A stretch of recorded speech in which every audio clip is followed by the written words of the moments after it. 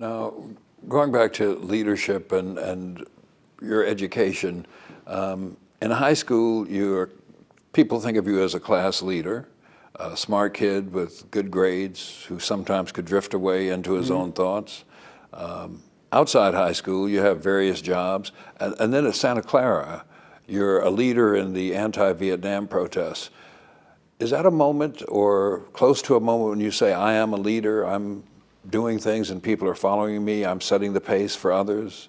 When do you begin to think of yourself as a leadership figure? Ever since I was in grade school, I was always elected to class something or another through grade school, through when I was in the military, I was a flight leader and the squadron commander and the student council leader at the academy prep school and it had been at Santa Clara.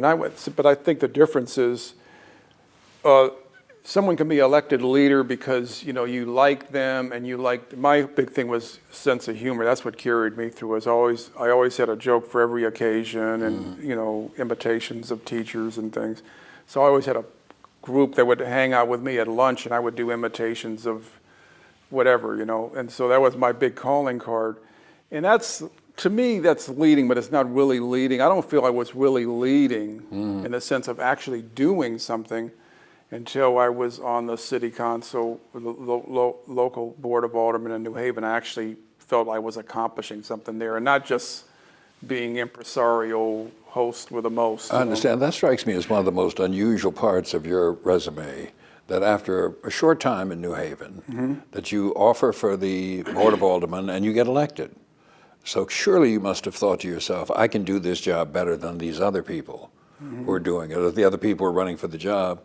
So you began to think of yourself as a leadership figure, at least by then. Yeah, I did by then. Yeah, I did.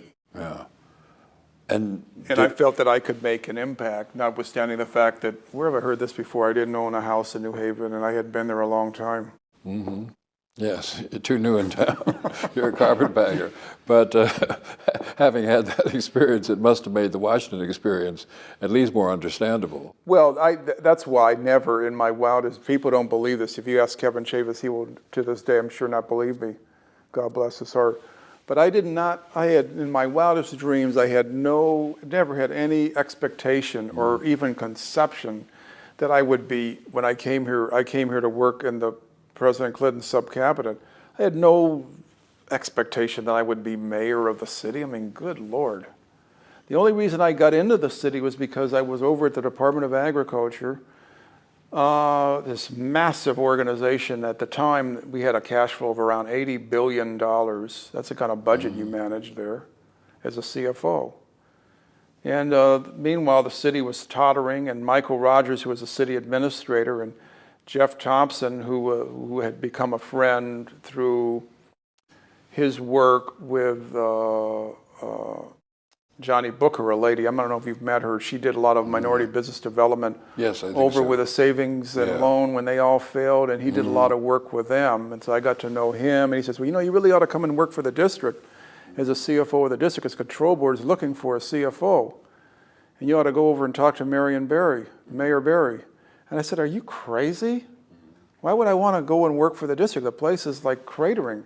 And then I said to myself, you know what, maybe I ought to go over there because it'd be exciting. There's a sense of urgency, definitely broke. And if I go over there and I don't succeed, everybody will say, well, nobody could have succeeded. But if I go over there and if by small chance I actually make it, who knows what will happen. So I went over and it was a good decision.